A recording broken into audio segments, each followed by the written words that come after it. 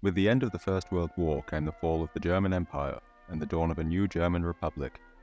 This republic would stand for about 14 years before being destroyed by the rise of the Nazi Party. It would experience in its short existence foreign occupation, crippling economic depression, massive social unrest, and would bring about a brief golden age of social liberalism and cultural expression. This is the story of the Weimar Republic. Given that most history classes skim over this bit, you'll probably be shocked to learn just how bad things were in Germany following the end of the war. I'm not talking about the Treaty of Versailles, that was basically fine. I'm talking about Germany itself, and the way the German people attempted to reform themselves following their defeat.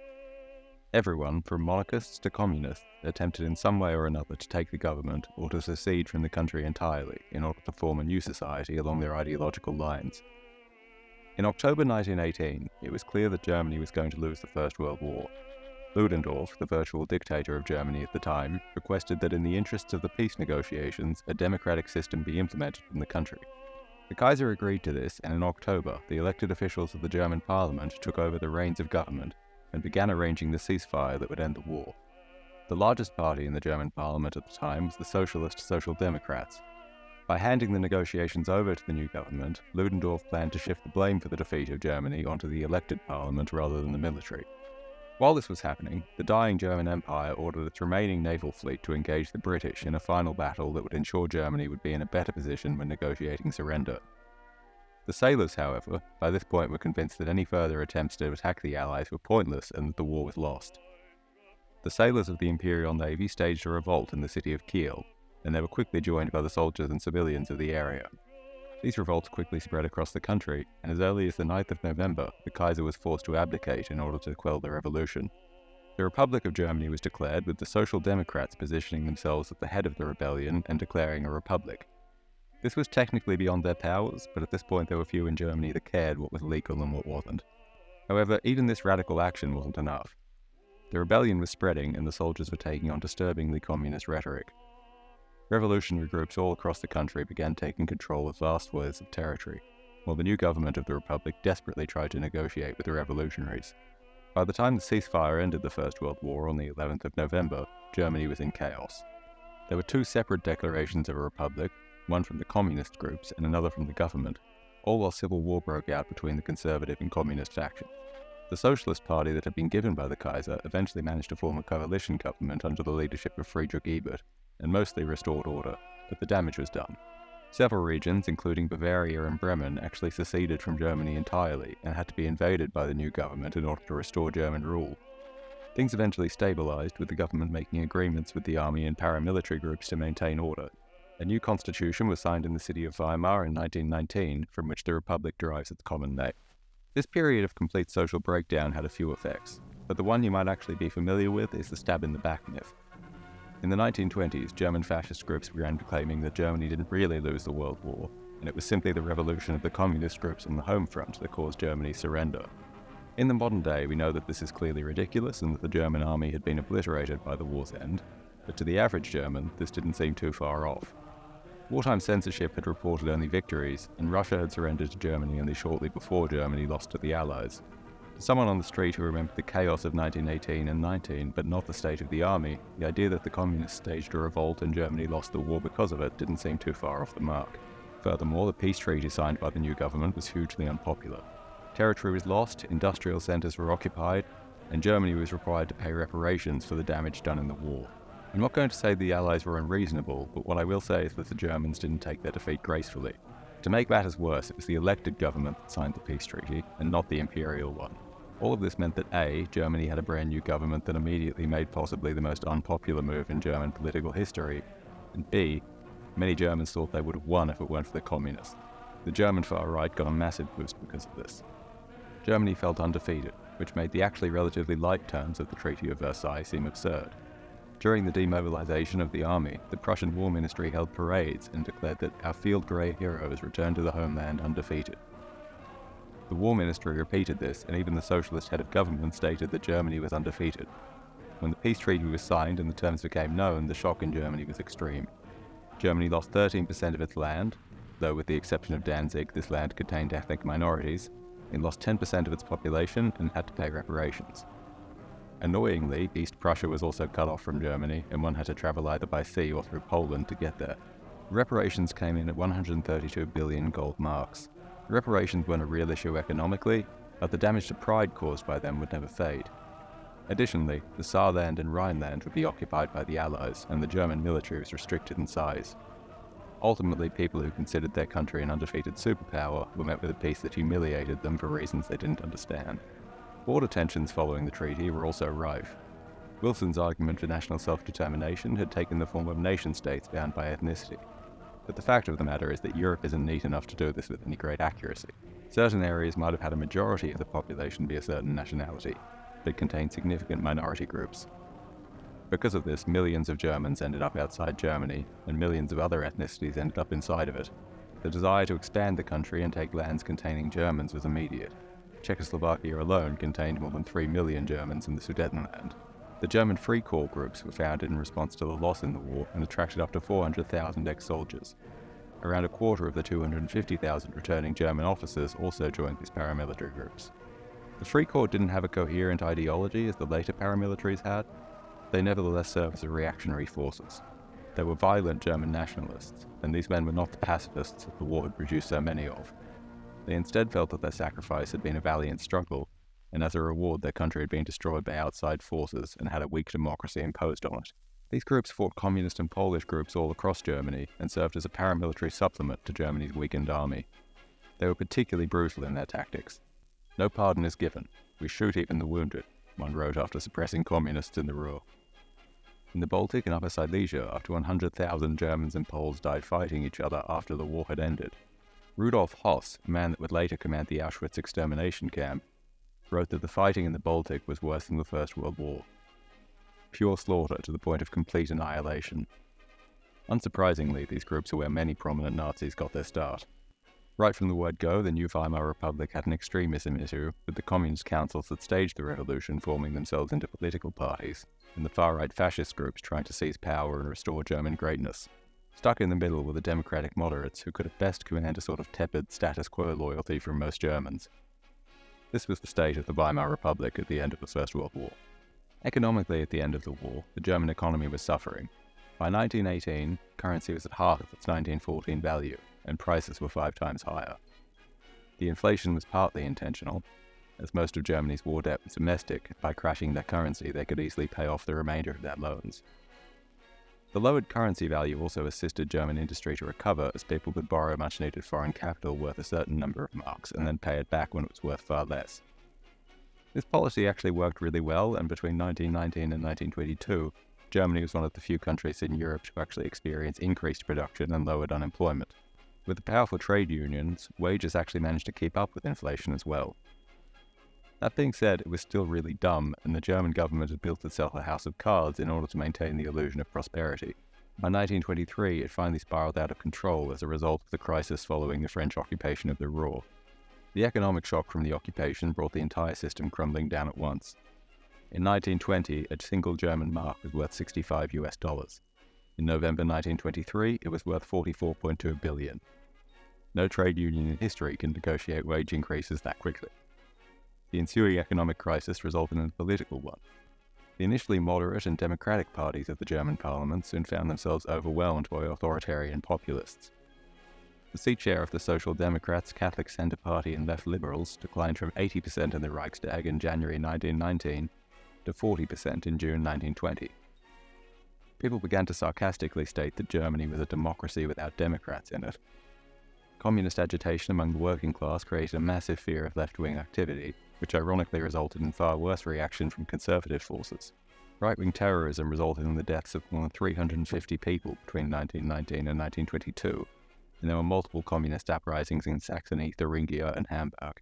From the fear of communism growing and the army taking little action to combat it, the right wing began to radicalize from 1919. Adolf Hitler, the future dictator of Germany, began speaking in Munich beer halls in 1920, and by 1921 had risen to the leadership of the National Socialist German Workers' Party, or the Nazis, as you probably know them. This was a rinky-dink party of fanatics at first, with little influence beyond Bavaria, but it began to grow under Hitler's stewardship. It grew from 2,000 members in 1920 to 20,000 by 1922. Hitler preached a doctrine of German racial supremacy and believed that Germany's Jews were working alongside the communists to bring about world domination, and that German people must embark on a war of conquest across Europe. With the occupation of the Rhineland by France in 1923, the party began to plot a coup to overthrow the government in Berlin. On the 8th of November, Hitler attempted a march from Munich to Berlin with his supporters. However, the police quickly dispersed them, and most important Nazis were sent to prison. This should have ended them, but the sentences were lenient due to sympathetic judges, and in prison Hitler continued his political work by writing Mein Kampf and planning his return. The failed beer hall push was in many ways the high point of early Weimar instability. Politics, while far from being stable, at least stopped radicalizing after this as the economic situation returned to normal. The political climate cooled as the extremists were defeated, and economic conditions improved, and a new currency was introduced that retained value. Around this time, the most important president the Weimar Republic had took power. The new president Hindenburg, who was a former general that had achieved considerable success in the First World War and had taken office as a unifying figure in 1925. However, like most other conservative Germans, he wasn't actually what you might call a fan of democracy. He spent his entire time in office pining for the days of the Empire, and had a broad plan to eventually transition Germany away from parliamentary democracy into an authoritarian dictatorship. He may have even intended to restore the emperor himself and bring the empire back, but we don't know. Regardless of his political beliefs, he was a popular unifier for the German people and helped bring a sense of calm to the nation. At this time, the diplomatic standing of Germany also improved. In 1925, the Germans met with the French and British and agreed to recognize Germany's western border and to demilitarize the Rhineland. This allowed Germany to join the League of Nations in 1926. Allied troops left Cologne that same year, while a small garrison of Allied troops remained temporarily in the Rhineland. The Germans again asked for a revision of the reparations as well, which came about under a new American businessman named Young.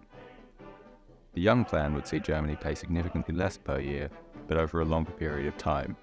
The right wing in Germany were outraged and demanded a referendum on the issue, which was held in December, only for them to discover that an overwhelming 6 out of 7 Germans supported the new plan.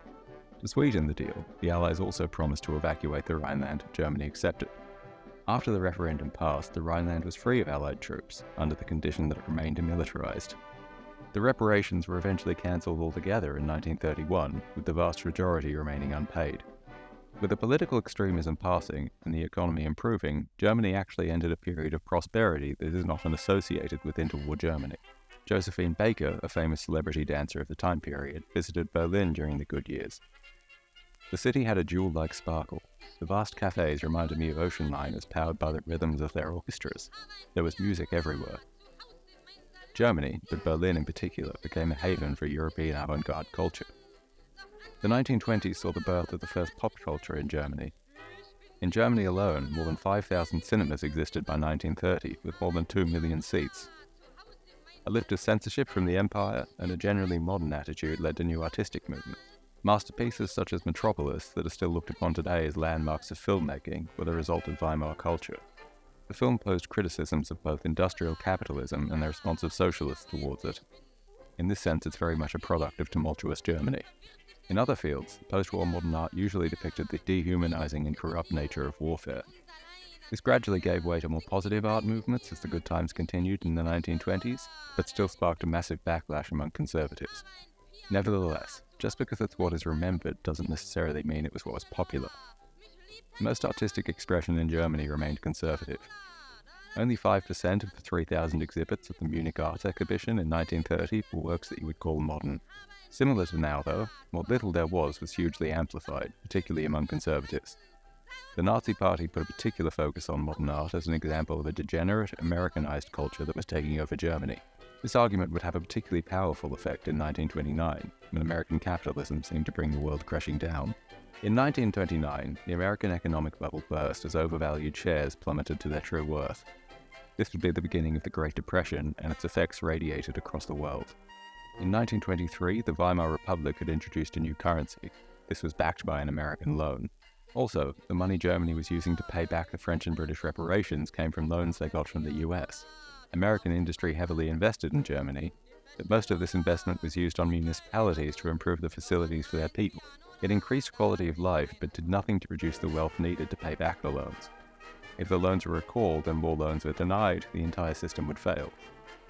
This problem was actually recognised before it became acute, but in the good times it's difficult to be a successful government when you're proposing making life worse in the name of long-term stability. German Foreign Minister Gustav Stresemann warned in 1928 that Germany was dancing on the edge of a volcano. When the Americans crashed, Germany did as well. The loans dried up and Germany was forced to pay back the Americans. By 1932, German gross national product was down 17% and wages had declined to two-thirds of what they were in 1929. Production halved, and in Germany 1/3 of the workforce became unemployed. In contrast to what happened in America and Western Europe, the Depression in Germany triggered a conservative backlash. Women in the workforce were often seen as having stolen a man's job, and seeing so many poor in the streets, many became concerned with the health of the nation. The masses of unemployed moved into slums, and a huge burst in eugenicist thought came about in this period all across the world. The Nazi ideals of racial purity were no longer outside the realm of discussion, and it would be as a result of the Depression that Hitler finally achieved power. When Hitler had been released from prison in 1924, he refounded the Nazi Party, thinking he'd use his new fame as a springboard to success. He was mistaken. The extremists had bled support once the economy improved. In 1924, the communist share of the vote was only 9%, while the Nazis were merely a splinter group incapable of exerting any noticeable influence. In the 1928 elections, things were even worse. The Nazis won a paltry 2.8% of votes and only 12 seats in the Reichstag. The Social Democrats returned to power in a coalition of moderate parties. Nevertheless, with the onset of the Great Depression, the centre couldn't hold. 14% of the population was unemployed. Communists developed support from this base. However, the communists were also taking orders from Moscow, and rather than work with the ideologically similar Social Democrats, they instead chose to condemn them as social fascists, and refused anything but absolute power. This refusal to work together is one of the reasons the Nazis were able to achieve power. As a result of the Depression, the Nazis also experienced a surge, membership reaching 100,000, and a share of the vote of 14% in 1929, more than 6 times higher than the previous year. In March 1930, the coalition government between Social Democrats and Conservatives broke down over something as small as an increase in unemployment insurance. Müller was dismissed as Chancellor and Hindenburg replaced him with a conservative Brüning as part of a plan to move away from parliamentary rule. The people, however, growing tired of political maneuvering, were attracted to the Nazis. In the 1930 elections, the Nazis achieved 18.3% of the vote, becoming the second largest party. Though the Nazis were deeply disliked by the conservative groups as boorish populists, they were also impossible to ignore. Under Hindenburg, successive governments shifted increasingly to the right, but none of them managed popular support the way Hitler had. The trouble was that any government needed Hitler for legitimacy, but Hitler was literally Hitler, and nobody in power wanted to be anywhere near him. But as the Depression had caused a massive boost for the Nazis, and the people gave up on democracy and sought a radical solution, the Nazis finally achieved over 30% of the vote in 1933. Surprisingly, the Nazis actually toned down their racial rhetoric as the 1930s elections went on. Most people simply weren't attracted to it, and a fair few were actually put off by it. They wanted a reformed society along utopian lines, and merely tolerated the ideology as a strange quirk. This is the maximum credit I can lend to Nazi supporters. With the Nazis achieving over 30% in the Reichstag, the Conservatives could no longer ignore Hitler. They needed his support to keep order, as clashes between paramilitaries on the street bordered on civil war. Hindenburg held his nose and appointed Hitler Chancellor of Germany on the 30th of January 1933, hoping to contain him with a moderate cabinet. This hope was misplaced. Immediately after taking power, thousands of political opponents were arrested. On the 23rd of March, after a fire was started in the parliament, the German parliament gave Hitler emergency powers. This marked the practical end of the Weimar Republic and the transition to Nazi Germany. On the 14th of July, all opposition parties were banned, and when Hindenburg died in August 1934, the positions of President and Chancellor were merged into Führer. There would never be another election, and German democracy was dead. The Republic became Nazi Germany, and millions would be murdered by the new regime as they embarked on a campaign of conquest and extermination. The Weimar Republic was by most measures a failure. It was marked by political extremism, economic failure, and poor leadership. But its fate wasn't predetermined. Despite all the difficulties surrounding German democracy, it lasted a period of 14 years with elected governments of moderates. Despite all the coup attempts and violence, its institutions proved strong enough that it took a ballot to undermine it rather than a gun. And the regime it gave way to wasn't the result of any inherent evil in the Germans, but simply of radicals exploiting people's fear for their own ends. For a brief time, Germany was a prosperous democracy under the Weimar Constitution. and if it hadn't been for the Great Depression, this democracy likely would have continued happily for decades into the future.